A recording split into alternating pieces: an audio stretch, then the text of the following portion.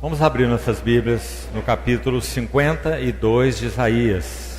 Isaías 52, versículo 13. Eis que o meu servo procederá com prudência, será exaltado e elevado, e será muito sublime.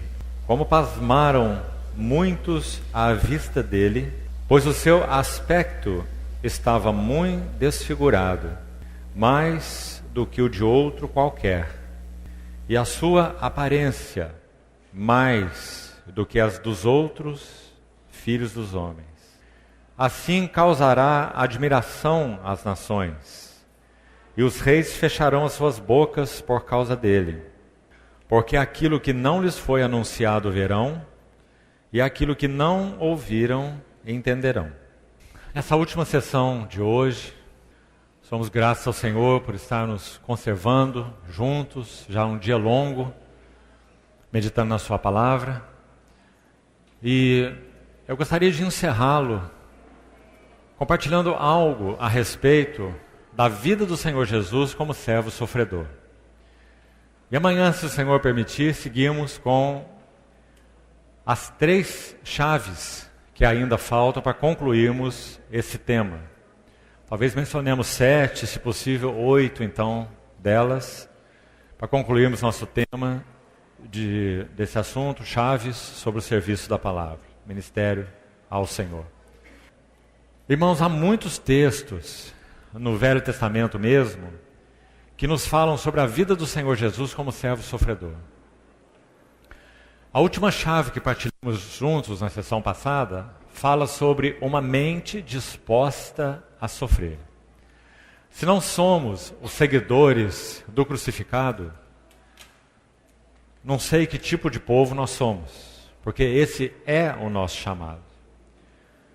Paulo, quando escreve aos Filipenses, diz que a nossa cidadania, nossa origem, nossa pátria, está nos céus, de onde aguardamos o Salvador, o Senhor Jesus Cristo. Isso significa que, literalmente, nós cristãos somos estranhos neste ninho chamado mundo. Nunca poderíamos ter um testemunho adequado do Senhor se não apresentássemos a esse mundo a nossa verdadeira cidadania. E não poderíamos fazê-lo sem que a cruz opere em nós. Agora, quando nós estudamos algo da vida preciosa do nosso Senhor Jesus, nós vemos que essa marca foi uma das marcas por excelência da vida do nosso Senhor. Realmente ele foi o servo sofredor. E nos seus sofrimentos ele triunfou. E ele nos deixou, palavras de Pedro na sua epístola, o exemplo para que sigamos os seus passos. A palavra usada para exemplo ali fala de uma cartilha onde uma criança aprende a desenhar as letras. Então ela tem as letras em pontilhado. Então ela toma o seu lápis toda desajeitada e de início com a mão de alguém a ajudando, e ela vai desenhar as letras para aprender a escrever. Essa foi a palavra que Pedro usou lá. Que o Senhor não cometeu pecado, nem dolo algum se achou na sua boca, quando o trajado não revidava com o traje, quando maltratado não fazia ameaças, entregava-se àquele que julga retamente, né? 1 Pedro capítulo 2, e lá diz então que ele deixou-nos a cartilha pontilhada, o exemplo para seguirmos os seus passos. Então é muito evidente na palavra de Deus que sim, nós cristãos nunca poderemos avançar na nossa relação com o nosso Senhor Jesus, e nem poderemos servir ao nosso Senhor Jesus adequadamente se nós não temos uma mente disposta a sofrer. Para isto mesmo fostes chamados, pois Cristo sofreu em vosso lugar, deixando-vos exemplo para seguirdes os seus passos. 1 Pedro 2, a partir do verso 20, você vai encontrar aí. Agora, como nós falamos também na primeira sessão, não há um tema mais precioso nas Escrituras para o nosso estudo do que a vida e obra do nosso Senhor Jesus. Não é por menos que o Novo Testamento se abre com 4 evangelhos, nos mostrando quão apreciável é o nosso Senhor. Então, queridos irmãos, nesta chave, mente disposta a sofrer, eu queria fazer alguns comentários, citando alguns textos. O primeiro nós acabamos de ler, Isaías 52. Isaías profetizou a respeito do servo sofredor e também profetizou a respeito do Rei glorioso. Então, digamos que de longe, era como se, para entendermos a profecia dele, ele contemplava um único monte. Ele estava olhando ao longe, e esse monte estava a 2 quilômetros de distância. Nada. Quando Isaías profetizava, ele contemplava apenas um monte, para nós entendermos. Na medida em que o tempo foi se cumprindo, então ficou-se evidente pelos profetas do Novo Testamento que não era apenas um monte, eram 2 montes, só que eles estavam quase que sobrepostos. Então, olhando de longe, só se via um monte. Mas quando se chegou o tempo da revelação do Filho de Deus, então viu-se que entre um monte e outro monte haveria um vale. Que montes são esses? A primeira vinda do Senhor Jesus, a segunda vinda do Senhor Jesus. Nunca, em nenhum texto do Antigo Testamento, você vai ver isso com clareza. Nunca. Porque isso era totalmente desconhecido dos profetas do Velho Testamento. Deixa-me citar um texto que te prova isso. 1 Pedro 1:10. Foi a respeito desta salvação que os profetas indagaram e inquiriram. Profetas indagaram e inquiriram. Os quais profetizaram a respeito da graça a vós outros destinada, investigando atentamente qual a ocasião e quais as circunstâncias oportunas indicadas pelo Espírito de Cristo que neles estava, Espírito de Cristo nos santos do Velho Testamento. Olha que coisa. Que dava testemunho, Pedro segue assim, dos sofrimentos referentes a Cristo e das glórias que se seguiriam. Viu? 1 Pedro 1, de 10 a 12. Então é dito, a eles foi revelado que não para si mesmos, mas para vós outros, eles ministravam as coisas que haviam de ser anunciadas por aqueles que vos pregaram o Evangelho, coisas essas que anjos anelam perscrutar. Assim é o texto de 1 Pedro 1, de 10 a 12. Então, o Espírito de Cristo, através dos profetas do Velho Testamento, profetizando 2 coisas, sofrimentos referentes a Cristo e glórias que lhe seguiriam. Agora, como os profetas iriam coadunar essas 2 coisas? Impossível, não é? Ou o Messias vem para sofrer, ou o Messias vem para reinar. Impossível colocar essas 2 coisas juntas. Impossível termos um rei e um escravo na mesma pessoa. Não é? Impossível para a mentalidade do homem, claro. Então, quando o Senhor Jesus, o Verbo se fez carne, então os evangelistas vão descrevê-lo. E vão dizer, ele é o rei, segundo o coração de Deus. E ele é o escravo, ou servo, segundo o coração de Deus. Mateus fala do rei, Marcos fala do servo. Depois os outros próximos vão dizer, ele é homem, verdadeiramente homem. Mas ele também é o Deus eterno, que se fez carne e habitou entre nós, cheio de graça e de verdade. Não é maravilhoso? 4 faces de um único Salvador. A face de rei, a face de servo, a face de homem e a face de Deus, o Filho de Deus. Então, quando os profetas falaram sobre isso, nada eles entendiam. Porque Pedro diz que eles não estavam profetizando para eles, eles estavam profetizando para vós, o povo da nova aliança.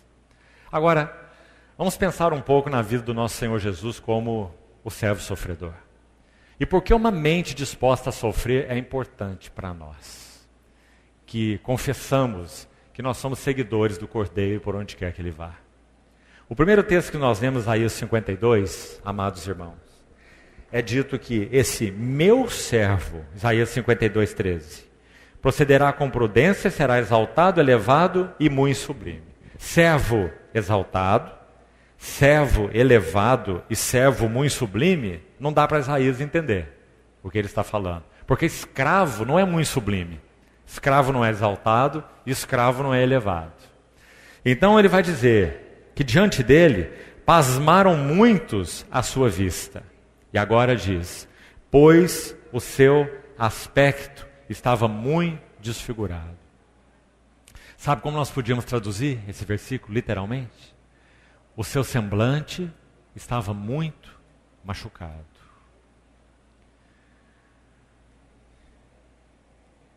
Mais do que o de outro qualquer, e a sua aparência mais do que as dos outros filhos dos homens. Irmãos, depois que um condenado à crucificação era açoitado, e ele fazia o caminho entre o açoitamento e a crucificação, ele passava por uma jornada, no caso do nosso Senhor, especificamente o Monte Gólgota, onde o lixo de Jerusalém era atirado. Ele fazia o caminho, fez o caminho do seu patíbulo de açoitamento até o Calvário, passando por algumas mulheres que ofereciam a ele vinho misturado com fel, nas palavras de Mateus, ou vinho misturado com mirra, nas palavras de Marcos. Tanto faz, porque essa mirra, esse fel, eles são substâncias entorpecentes, anestésicas. Então os evangelistas vão dizer que o nosso Senhor provou o vinho misturado com fel e ele não o quis beber. Por quê? No Getsêmani, poucas horas antes disso, ali ele foi preso, levado às autoridades, açoitado e crucificado. Então, poucas horas antes disso, o nosso Senhor está no Getsêmani. No Getsêmani, ele travou a batalha final. A batalha final é a batalha da vontade. O último elemento a se render em nós é a nossa vontade própria.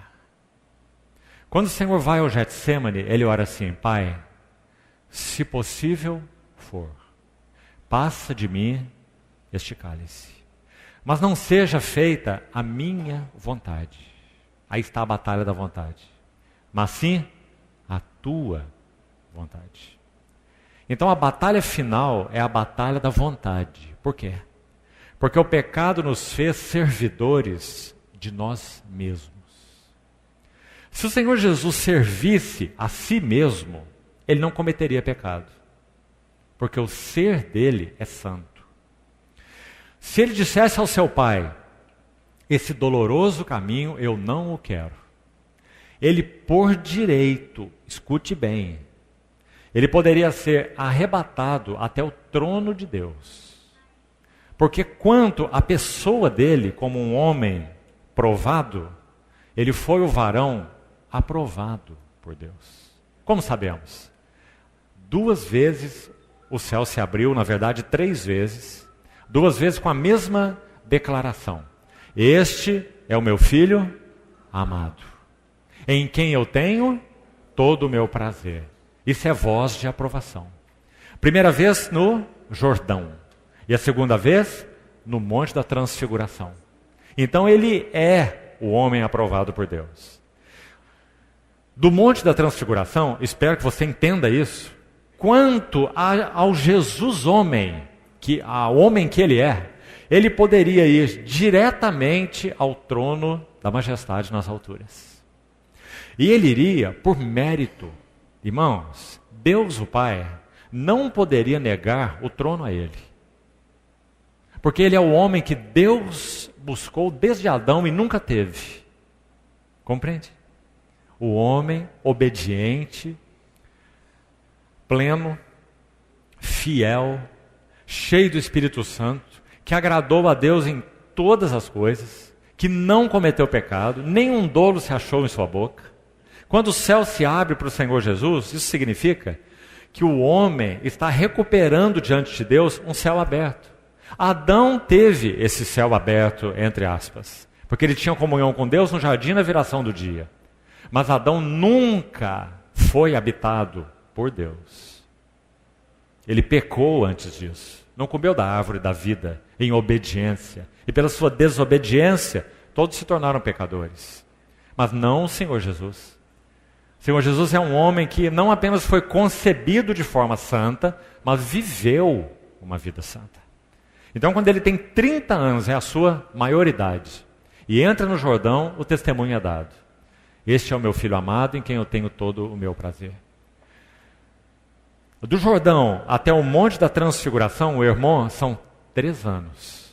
Do Monte Hermon, o Senhor poderia então ser arrebatado ao trono, porque o céu se abriu de novo. E disse, este é meu filho amado, este é o meu eleito, a ele ouvir.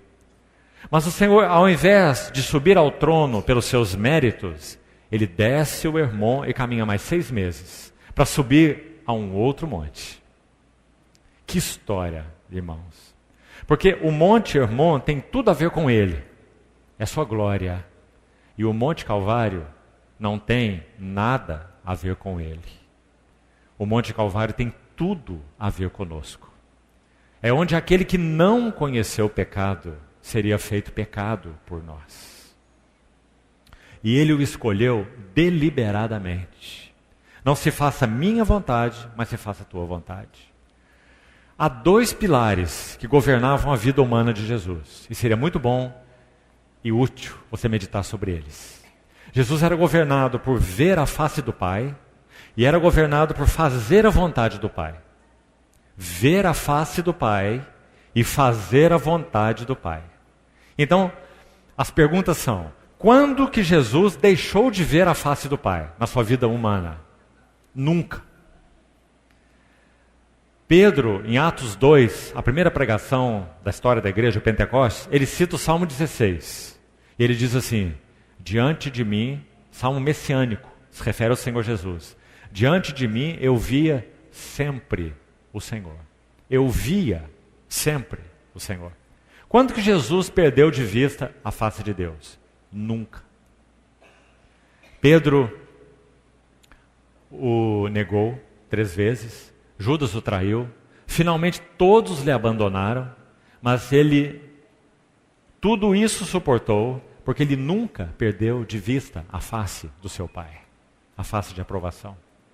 Agora, há um outro pilar que governava a vida humana do Senhor.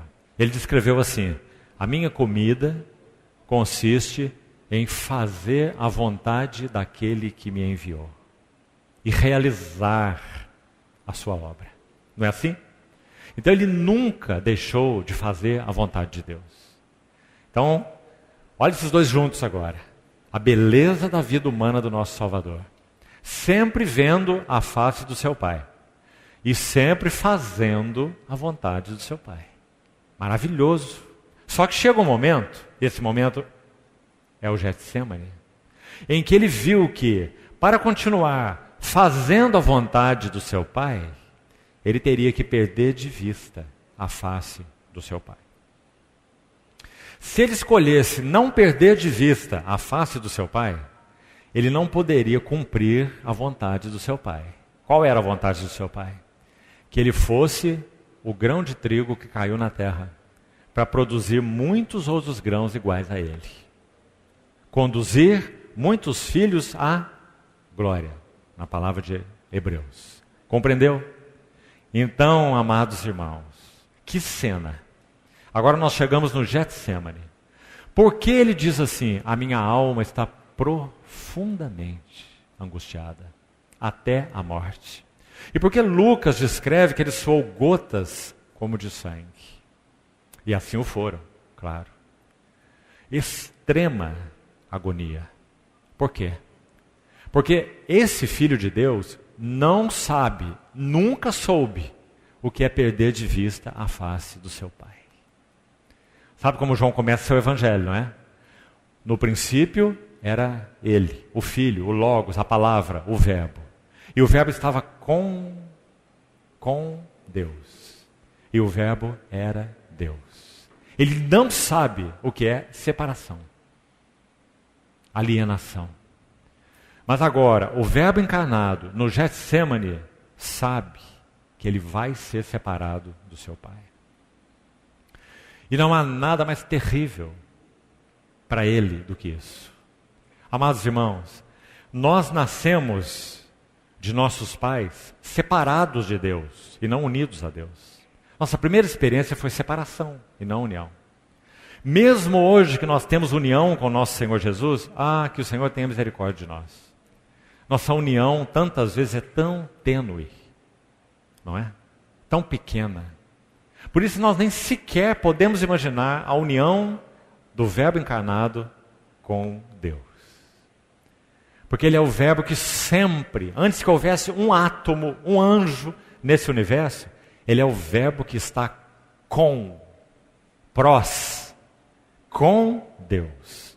Não sabe o que é alienação. Mas agora Ele está no Getsêmani e Ele vai ser separado.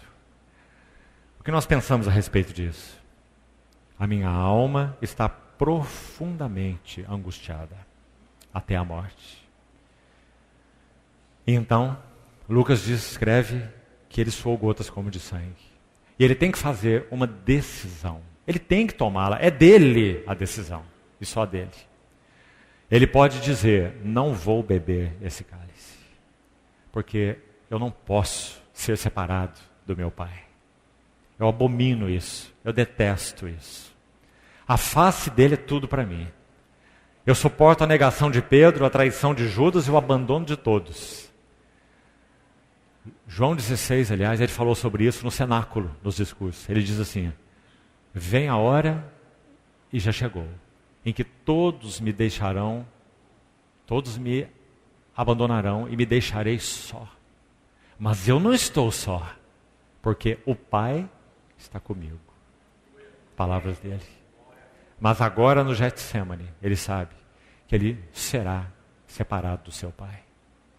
Então minha alma está profundamente angustiada até a morte. Para continuar vendo a face de Deus é o seu direito.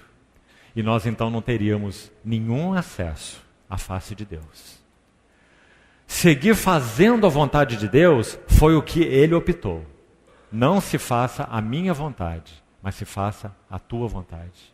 Então, quando fazer ou ver a face do Pai e fazer a vontade do Pai, nunca esqueça desses dois. Quando eles entraram, eles que andaram sempre paralelos, quando eles entraram em rota de colisão, o Senhor teria que fazer a sua opção. Ele vai querer permanecer vendo a face do Pai e não ser separado? Ele tem direito. E nós todos estaremos perdidos. Ou ele vai seguir fazendo a vontade do Pai. Mesmo que isso implique a separação. O que ele escolhe? Não se faça a minha vontade, mas sim a tua vontade. Esse é o nosso Senhor. E esse é o preço da nossa salvação. Irmãos, é graça só para nós. É terrível para ele. Então Isaías vai falar alguma coisa sobre esse servo. Para que nós então vejamos qual era seu coração. E compreendamos por que uma mente disposta a sofrer é digna dos seguidores daquele que foi desprezado. Que hoje é rei, mas que não é reconhecido como rei, a não ser pela igreja, ainda, não é? E que então andamos com ele como seguidores do crucificado, até que ele venha. Essa é a nossa posição. Então, o que Isaías diz a respeito dele? No capítulo 52, pasmaram muitos à sua vista, pois o seu semblante estava muito machucado. Irmãos, são coisas que nós podemos conceber tão pouco. Mas se nós paramos diante do Senhor, abrimos a palavra e o Espírito Santo nos ajuda, quanto ensino e ministração recebemos. Nosso Senhor Jesus é aquele que expressou na sua face tudo o que Deus era. Quando aqueles cuspes atingiam a face do Senhor Jesus, eles estão atingindo ninguém menos que o Criador de todas as coisas. Ele quis deixar isso claro. Quando aquela escolta foi ao Getsemane colocar as mãos nele, o que aconteceu? Ele se adiantou aos seus discípulos, porque é o pastor que cuida das suas ovelhas. E perguntou a eles: a quem buscais? E eles disseram: a Jesus, o Nazareno. E ele disse: eu sou. Quando ele disse eu sou, ego eimi, isso faz memória do eu sou da sarça a Moisés. O Deus eterno, indestrutível, imutável. Quando ele disse eu o sou, os guardas recuaram e caíram por terra. Por que o Senhor fez isso? Para que ficasse claro: ninguém tira a minha vida. Eu espontaneamente a dou. Esse é o nosso Senhor. Então, o nosso Senhor se entrega a eles voluntariamente. E então eles irão levá-lo para o lugar do açoitamento. Quando esse açoitamento é concluído, quem está ali? Ele mesmo. Hebreus diz assim: sustentando o universo pela palavra do seu poder. João diz: sem ele, nada do que foi feito se fez. Agora eles estão açoitando e cuspindo no Criador, no Logos, no Verbo.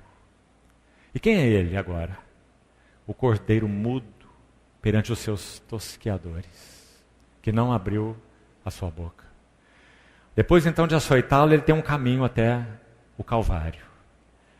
Ele havia dito no Getsemane, quando vieram prendê-lo, para Pedro assim: a escolta veio, Pedro saca da espada e aponta, assim entendemos, para o meio da cabeça do servo Malco, do sumo sacerdote, porque Pedro quer matá-lo, porque ele vai prender o seu senhor. Mas Pedro não é guerreiro, Pedro é pescador. Ele entende de vara e rede, e não de espada. Então, a espada passou, cortou só a orelha do servo. E nosso Senhor coloca aquela orelha no lugar e diz assim para Pedro: embainha a tua espada. Não beberei eu o cálice que meu Pai me deu.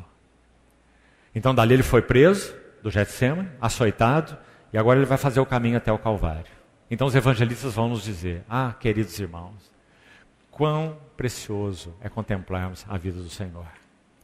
Quando contemplamos a glória do Senhor, o que acontece conosco? Somos transformados de glória em glória na sua própria imagem. Então ele vai do açoitamento para o Calvário. E o costume era assim: haviam mulheres piedosas que ofereciam para eles o vinho misturado com mirra ou com fel para os açoitados. Eles estavam destroçados pelos açoites, né? E não precisa te explicar isso, creio que você conhece. Aqueles chicotes de tiras de couro que tinham pontas de osso ou de metal, pedaços de osso ou de metal nas pontas. Então aquilo, quando batia na carne, rasgava a carne. Então nosso Senhor estava sangrando, desidratado, inchado, porque ele foi esmurrado, esbofeteado, né? Colocaram uma coroa de espinho na cabeça, bateram com caniço. Então nosso Senhor está a caminho da cruz após ser açoitado. E lá estão as mulheres oferecendo aquele vinho com fel. Todos bebiam. E a palavra diz: ele não o quis beber. Por quê? A explicação está nas suas palavras no Getsemane. Não beberei eu o cálice que o meu Pai me deu. Ele não acrescentaria uma gota de entorpecente nesse cálice. Cada açoite, cada bufetão que o nosso Senhor levou, cada cuspe no seu rosto, ele o tomou como o cálice que o meu Pai me deu. Esse foi o nosso Senhor. Você precisa de um herói, irmão? Você precisa de um herói? Esse é o nosso Senhor Jesus. O Verbo que se fez carne. Aquele que não precisava dizer uma palavra para os seus algozes, bastava que ele olhasse para eles, e ele os fulminaria. Porque nele tudo subsiste. Mas ele é o cordeiro mudo perante os seus tosqueadores. Porque ele quis. Só porque ele quis. Ninguém o obrigou. Ninguém o compungiu.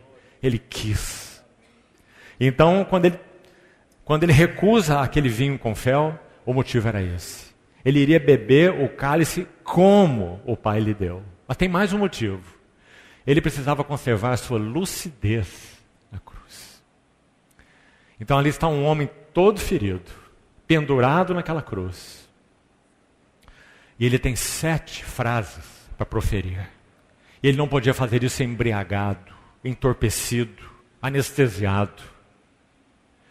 Estava nos pés da cruz o centurião. E o centurião era o responsável romano por toda a crucificação do nosso Senhor Jesus. Ninguém poderia se aproximar do Senhor Jesus. Toda a responsabilidade era do centurião. Então ele estava guardando a cruz e o Senhor. E ele vai ouvir os crucificados. Havia 2 do lado do Senhor. E muitos outros. Essa era a experiência do centurião, crucificando os bandidos. O que ele ouvia da boca deles? O imaginável e inimaginável.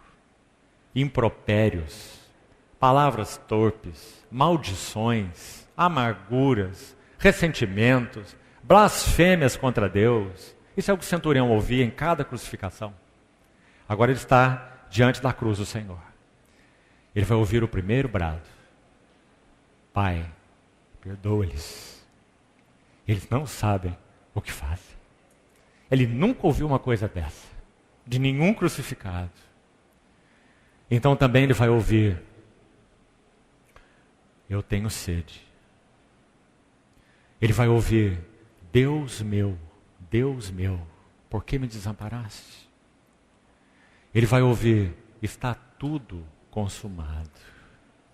Ele também vai ouvir: mulher, eis aí o teu filho. Irmãos, esse homem está destroçado na cruz, mas ele está vendo a sua mãe lá na multidão. Está fazendo provisão para a sua mãe humana. Mulher, eis aí o teu filho. E olha para João e diz: eis aí a tua mãe. E o centurião está ouvindo essas coisas. E finalmente o centurião vai ouvir de novo: Pai, nas tuas mãos eu entrego meu espírito. Então, se você ler Mateus 27, você vai ver que há 3 véus que se rasgam. O primeiro véu é o véu do santuário, que foi rasgado de alto a baixo e nos garantiu um acesso à presença de Deus. O segundo véu é o véu da morte, pois quando o Senhor Jesus entrega o seu Espírito, as rochas se fendem e sepulcros de santos se abrem. E eles se ressuscitam e saem dos seus túmulos após a ressurreição de Jesus. E entram na cidade santa e dão testemunho a muitos. O primeiro véu que foi rompido foi o véu do santuário, que nos garantiu a presença de Deus e acesso a ela. O segundo véu que foi rompido foi o véu da morte. Porque quem disse: Pai, nas tuas mãos entrego o meu espírito, foi o autor da vida. E Pedro diz que era impossível que os grilhões da morte pudessem segurá-lo ou retê-lo. Então, quando ele morre, ele decreta o dia da morte da morte. Quando Cristo morreu, esse dia foi o dia da morte da morte. Então, os túmulos, as rochas se fendem e os túmulos se abrem. E os corpos de santos ressuscitam. Mas há um último véu em Mateus 27. É o do centurião. É o véu da incredulidade. Quando o centurião ouve aqueles 7 brados que nós relembramos aqui, e o Senhor Jesus entrega o seu Espírito, o que ele diz? Este verdadeiramente era o Filho de Deus. Então o véu do santuário foi rasgado. O véu da morte foi rasgado. Então, tragada é a morte pela vitória. Onde está, ó morte, o teu aguilhão? Preciosa é aos olhos do Senhor a morte dos seus santos. Mas também há um outro véu, tão espesso quanto os outros dois.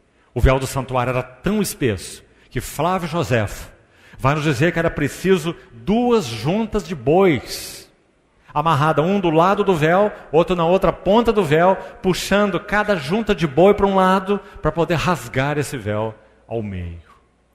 Pois no dia que o nosso Senhor Jesus morreu, o véu foi rasgado sem auxílio de mãos humanas, de alto a baixo, para que nos garantisse de que quem abriu-nos acesso à presença de Deus foi o próprio Deus na pessoa do seu Filho. Então, o véu do santuário rasgado, o véu da morte rasgado, terríveis véus, mas tem um outro véu terrível, como esses dois, o véu da incredulidade. E quando o nosso Senhor Jesus morreu, o véu da incredulidade também foi rasgado. Não apenas na vida do centurião, mas na vida de todos nós. Nós éramos os incrédulos, inimigos de Deus, mas Ele rasgou o véu da nossa incredulidade. E Ele se tornou a nossa fé. Paulo vai dizer, a vida que agora vivo, eu vivo na fé do Filho de Deus. Que maravilha, irmãos. Agora, sabe o que a história vai nos dizer? E a tradição? O nome do centurião era Longinus, ou Longinus. E ele se tornou bispo na região da Capadócia. Este era verdadeiramente o Filho de Deus. Glórias ao Senhor. Mas, amados irmãos, Isaías, ainda, no capítulo 50, tem algo a nos dizer mais sobre ele, que eu gostaria de ler e meditar um pouquinho mais junto com os irmãos para encerrarmos a sessão de hoje. Verso 4 do capítulo 50 de Isaías. Abra, por favor. Isaías 54. Aqui está o nosso amado Senhor, o Verbo encarnado, o Filho de Deus. O Senhor Deus me deu língua de eruditos, para que eu saiba dizer boa palavra ao cansado. A palavra para eruditos, na versão que estou lendo, é a palavra hebraica para discípulos. Então é importante você anotar isso aí. Senhor Jesus está dizendo, o Senhor Deus me deu língua de discípulos. Ou se quisermos, Ele me deu língua daqueles que aprendem. Aqueles que aprendem. Para que eu saiba dizer boa palavra ao cansado. Ele me desperta todas as manhãs. Desperta-me o ouvido, para que eu ouça como os discípulos. De novo a mesma palavra. Ou eu ouça como aqueles que aprendem. Não é maravilhoso? Irmãos, como nós falamos, estudar a vida humana do Senhor Jesus é um assunto para toda a eternidade, queridos irmãos. Porque se você para pensar um pouco sobre a própria infância do Senhor, você fica de queixo caído. Porque esse menino não era igual a nenhum outro menino. Ele era carpinteiro, não apenas seu pai. Marcos diz especificamente que ele era o carpinteiro, não apenas seu pai era carpinteiro. Então você pode imaginar uma mesa feita pelo Senhor Jesus? Você consegue imaginar? Não existe essa mesa, porque a mesa dele era absolutamente perfeita. Porque ele é o criador da madeira, que conhece cada veio, como se trabalha com cada uma, e ele fabricava móveis. Nosso Senhor Jesus. Esse menino, Lucas diz que ele crescia em inteligência. Será que você pode imaginar qual era o QI do Senhor Jesus? Não tinha nenhum pecado que embotava a mente dele. Ele era genial no que concerne a sua inteligência. Ele crescia em sabedoria, estatura e graça diante de Deus e dos homens. Aos 12 anos, ele está tendo algumas conversas com os doutores no templo. E diz que eles ficaram muito intrigados com aquele menino. Não é? Esse é o nosso Senhor. Então, dos seus 12 anos até os 30 anos, nós não temos nada sobre ele. Mas quero fazer umas perguntas para os irmãos. quando ele fez 18 anos, quando ele fez 20 anos, 25 anos, queimava dentro dele o seu senso messiânico. Porque aos 12 anos ele já tinha dito assim para os seus pais humanos: não sabiam vocês que me cumpria cuidar dos negócios do meu pai? E não era José, porque a carpintaria não estava em Jerusalém, a carpintaria estava lá em Nazaré. Então os negócios do pai que ele está falando são os negócios de Deus, o seu pai, é claro, não é? Esse era ele. Então, amados irmãos, ele chega aos 30 anos, com aquela convicção messiânica ardendo no seu coração. E então, ele entra no Jordão, é batizado, depois ele vai ao deserto para ser tentado pelo diabo. E o tentador se apresenta. Em outras palavras, sabe o que o tentador diz a ele? Eu vou te apresentar o caminho para o trono, porque você é o Messias, eu sei que você é o Messias, eu sei que você é a esperança de Israel, tudo que eles aguardam é o Messias. E você veio para reinar, então eu te darei os reinos do mundo e a glória deles, se prostrado me adorares. Então nosso Senhor Jesus responde a ele, em outras palavras, assim: sim, eu sou o rei e sou o Messias, mas eu não vou tomar a coroa sem a cruz. Então ele disse: só ao Senhor teu Deus adorarás, e só a Ele darás culto. E quem estava oferecendo os reinos do mundo e a glória deles a Ele, não era o seu pai, era o diabo. E por um caminho que não era o caminho da cruz, era o caminho da submissão ao diabo. Prostrado me adorares, e você terá tudo. Esquece cruz, agora eu te entrego todos os reinos do mundo. E você viu que o Senhor Jesus não contrariou o diabo? Ele disse: os reinos não são seus? Quem disse que os reinos são seus? O Senhor não disse isso, disse? Não. Por quê? Porque quando o pecado entrou e Adão caiu, por causa de Adão, Romanos 8, toda a criação está sujeita à vaidade. Não voluntariamente, mas por causa daquele que a sujeitou, o homem. Debaixo da intromissão, ou por causa da intromissão de Satanás, quando ele optou por uma vida independente de Deus. Então sim, o inimigo de Deus, por direito moral, ganho lá no Éden, do primeiro homem, ele se tornou o príncipe do mundo, como nosso Senhor se referiu a ele. Aí vem o príncipe do mundo. Então quando ele diz: esses reinos são meus, porque eu usurpei, eles são meus, os reinos do mundo e a glória deles. Agora você quer? Então me adore e eu te darei. Compreendeu? Irmão, então nosso Senhor cita o livro de Deuteronômio 3 vezes, confrontando essas tentações do inimigo. E inicia o seu ministério, depois da tentação.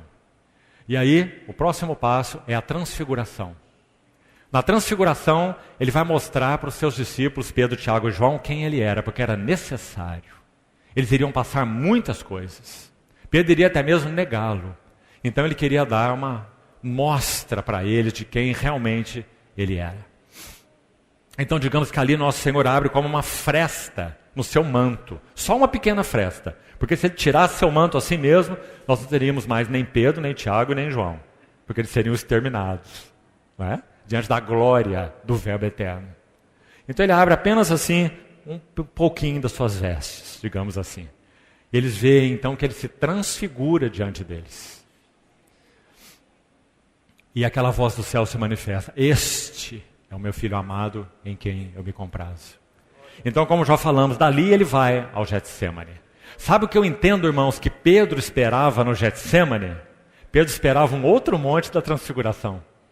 Se os guardas vieram prendê-lo, lançar a mão dele e ele é o Messias, Pedro deve ter ficado com o olho arregalado para Jesus, dizendo: Senhor, abre logo o teu manto aí, mostra para eles quem o Senhor é. E extermina com isso tudo esses inimigos. E assume o teu reino, porque o Senhor é o Messias.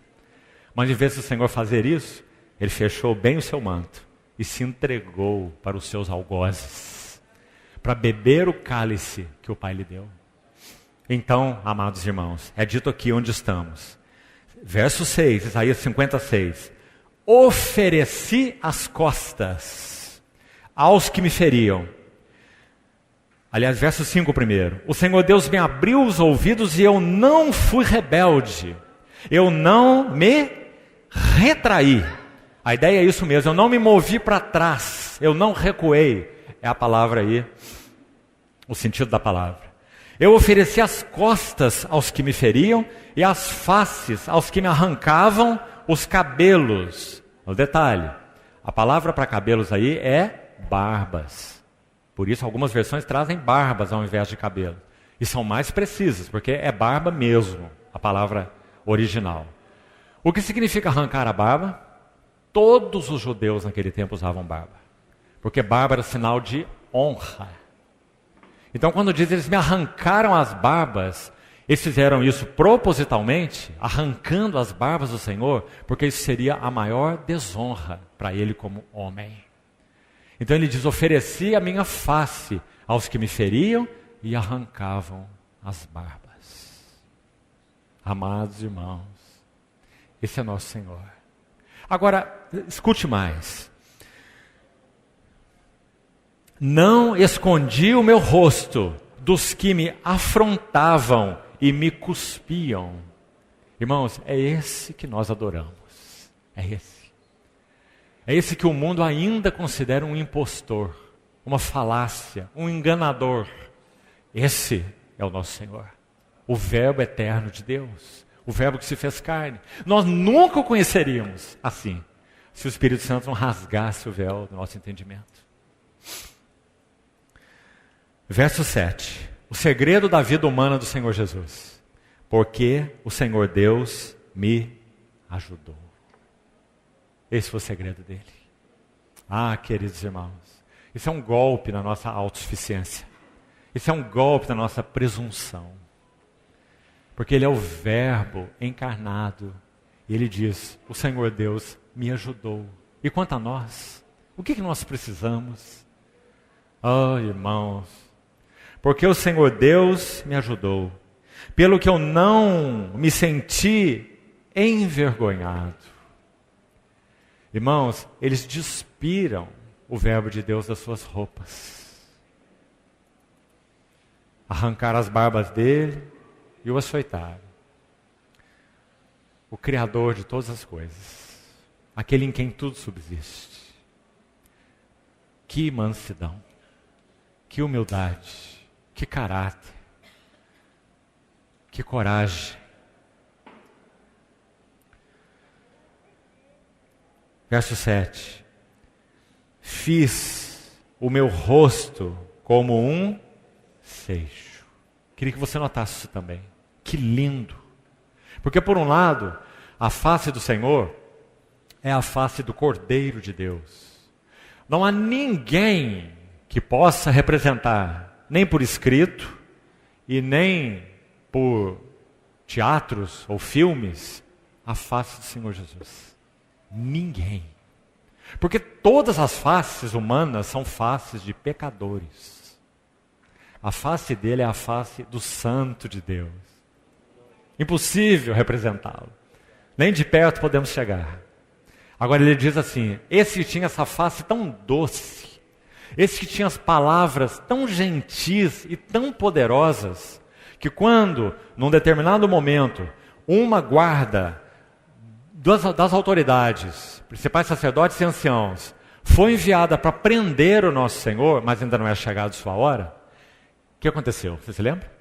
Eles tinham uma missão, eles podiam pagar com a sua vida se não cumprisse essa missão. Eram soldados, o nosso Senhor, quem era o nosso Senhor? Um carpinteiro. Então eles foram enviados para prender o carpinteiro, a escolta das autoridades religiosas. Mas eles cometeram um erro, porque o nosso Senhor Jesus estava pregando quando eles chegaram. E eles pararam para escutá-lo. Esse foi o erro deles, humanamente falando.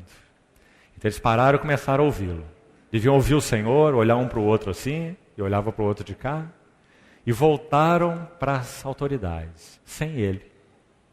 Então eles disseram, mas onde está o homem? Por que vocês não os trouxeram? Ou não o trouxeram? E eles responderam, como? Ninguém jamais falou como esse homem. Irmãos, quantos discursos eles já tinham ouvido, mas ninguém jamais falou como esse homem. Uma combinação de pureza com verdade, uma combinação de mansidão com autoridade. Eles nunca viram uma coisa assim. Então eles não puderam tocá-lo, porque ninguém jamais falou como esse homem. E agora o que ele está fazendo? Ele está oferecendo a sua santa face a eles, para ser afrontado, cuspido e esbofeteado.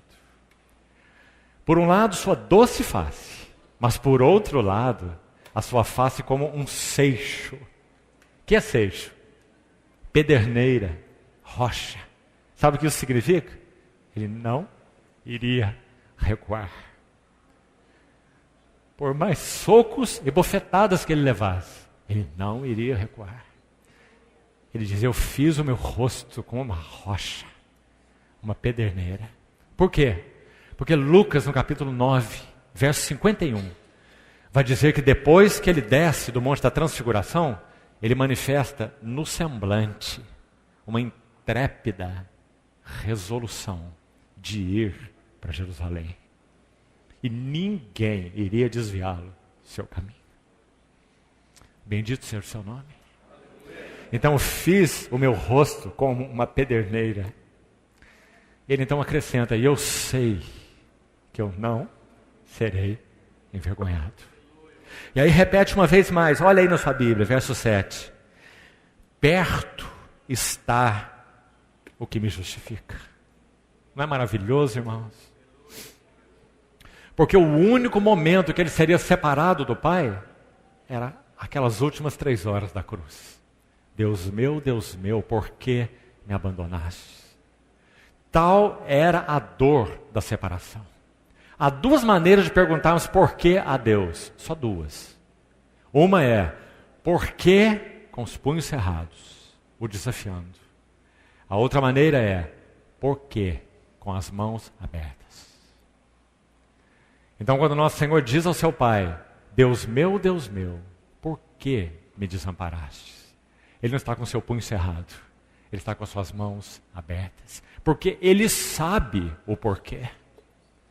O seu grito é de desamparo, mas Ele sabe o porquê. Ele iria tomar o cálice da separação, para que nós pudéssemos tomar a cada domingo o cálice da comunhão. Ele iria tomar o cálice da amargura, para que nós pudéssemos tomar o cálice da bênção. Então fiz o meu rosto como um seixo, e eu sei que eu não serei envergonhado, porque perto está o que me justifica. É que ele usa na sequência aí uma outra linda frase: quem contenderá comigo? Que maravilha, irmãos. Ele olhava para aqueles que o afrontavam de uma maneira que nós sequer podemos imaginar, porque eles eram os seus algozes, não é? Mas era assim que ele olhava para eles: quem contenderá comigo? Literalmente, para o Senhor, aqueles não eram pessoas que contendiam com eles.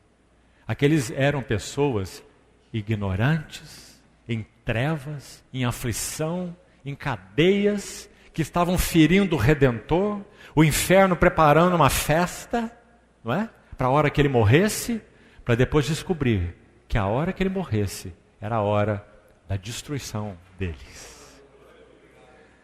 Por isso Paulo vai dizer assim aos Coríntios: se soubessem, se conhecessem a sabedoria de Deus, jamais teriam crucificado o Senhor da glória. Lembra-se? Em 1 Coríntios 2? Se realmente o diabo soubesse o que ia acontecer na morte de Cristo, ele nunca teria atentado contra Cristo.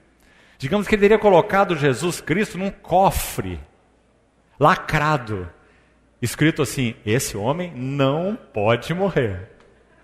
Se ele morrer, nós estamos exterminados. Mas ele não conheceu a sabedoria de Deus. Então eles crucificaram o Senhor da glória. E quando eles crucificaram, eles foram destruídos. Ele despojou, significa tirar as insígnias de autoridade, despojou principados e potestades. Quando ele triunfou sobre eles, onde? Na cruz. Colossenses capítulo 2. Que maravilha, irmão. E nós somos os seguidores dele, do crucificado.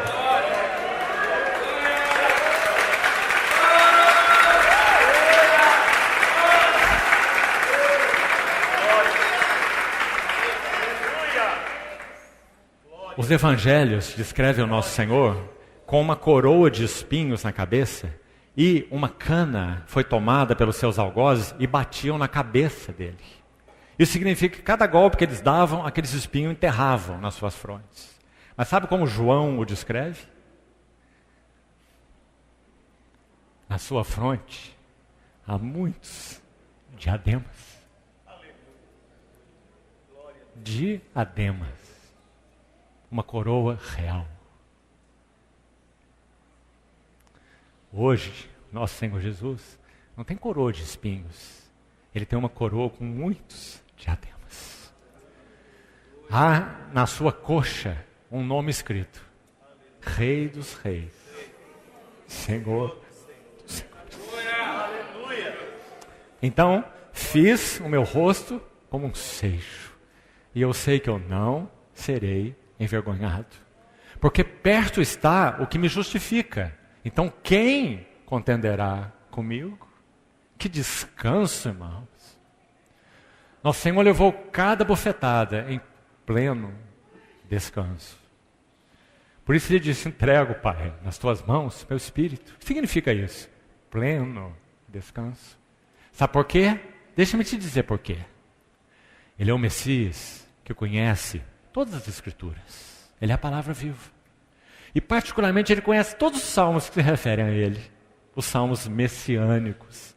Sabe o que diz um deles?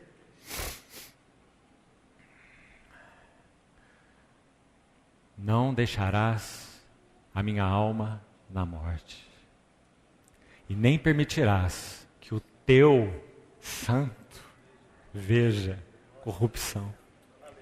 Na tua presença há plenitude de alegria, e na tua destra delícias perpetuamente. Esse é um salmo que se refere a Ele. É por causa dessa confiança que finalmente Ele disse na cruz: Pai, nas tuas mãos eu entrego o meu espírito. Que maravilha, amados irmãos. E não há sequer um versículo do Novo Testamento que diga que Jesus se ressuscitou. Todos os versículos dizem que ele foi ressuscitado dos mortos pela glória do Pai. Sabe o que isso significa? Enquanto ele esteve na tumba, quanto ao corpo, quanto ao espírito realizando alguma obra, com os espíritos em prisão e etc., aquilo que a Bíblia nos revela. Mas lá estava o seu corpo na tumba, descansado, confiado, seguro, porque chegaria o dia em que o Pai, não Jesus, mas o Pai, iria fazer uma intervenção. E ele ia retirar o seu santo da morte. Sem que o seu corpo visse corrupção. Como ele poderia ver corrupção? Ele não tem pecado? Queridos irmãos. E assim a narrativa de Isaías termina. Apresentemo-nos juntamente, verso 8. Quem é meu adversário? Chegue-se para mim. E agora então escute bem. Eis que o Senhor Deus me ajuda. Aí está de novo, uma vez mais, o seu segredo maravilhoso. Quem há que me condene? Eis que todos eles são como um vestido que serão consumidos, e a traça os comerá. Por isso, amados irmãos, nosso Senhor, sim, amou os seus algozes. Sabe o que estava acontecendo segundo a história? Enquanto nosso Senhor Jesus estava sendo crucificado? Possivelmente, muito possivelmente, Tibério César estava na ilha de Capri com o seu amante, um jovem, porque Tibério César era um homossexual e tinha um amante jovem. Quando nosso Senhor Jesus estava sendo crucificado, por Ele. Deus amou o mundo de tal maneira que deu o seu Filho unigênito, para que todo o que nele crê não pereça, mas tenha a vida eterna. Nosso Senhor Jesus se ofereceu por todos aqueles que o desprezaram. Qual era a sua confiança? O Senhor Deus me ajuda. Quem contenderá comigo? E nas palavras do Salmo 16, então, diante de mim, eu via sempre o Senhor. Ele está à minha direita, não serei abalado. Que maravilha, irmãos. Então que nós nunca, como disse Paulo para Timóteo, nos envergonhemos do Evangelho. Não te envergonhes do Evangelho, nem do seu encarcerado, disse Paulo, que sou eu. Era um ancião falando para um jovem no Senhor. Sabe o que Paulo temia? Que quando Timóteo olhasse para ele, dissesse, esse também vai ser o meu futuro? Prisões, cadeias, açoites. Sim, Paulo temia. Timóteo era um jovem. Então ele diz, Deus não nos deu espírito de covardia, mas de poder, de amor e de moderação. Então, não te envergonhes do Evangelho do nosso Senhor Jesus Cristo. Ele diz, nem do seu encarcerado. Viu como Paulo via suas prisões? Prisões de Cristo. O seu encarcerado que sou eu. Pelo contrário, participa dos meus sofrimentos a favor do Evangelho. Então terminamos aqui hoje com essa quarta chave. Não podemos servir ao Senhor se não tivermos uma mente disposta a sofrer. E Pedro então vai dizer assim, não sofra nenhum de vós como assassino, malfeitor ou como quem se intromete em negócio de outro.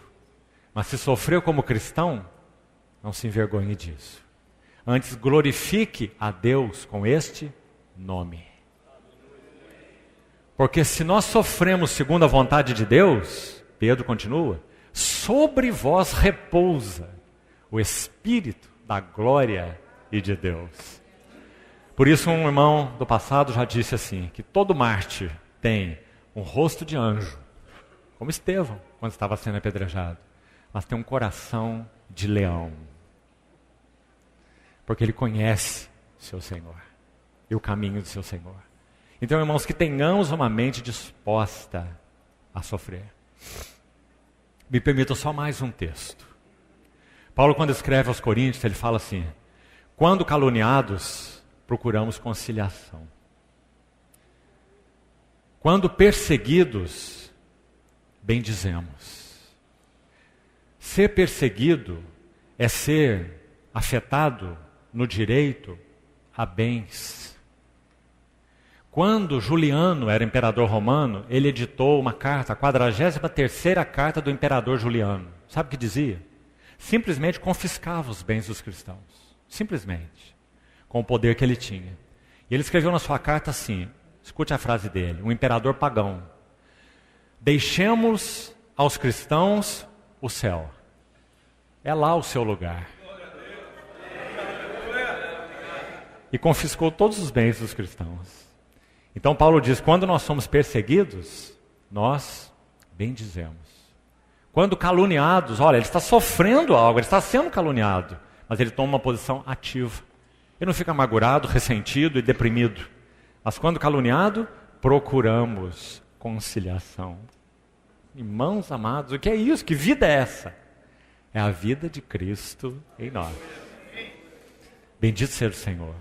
Então, vamos terminar aqui, vamos orar. Senhor, guarde suas palavras então no nosso coração.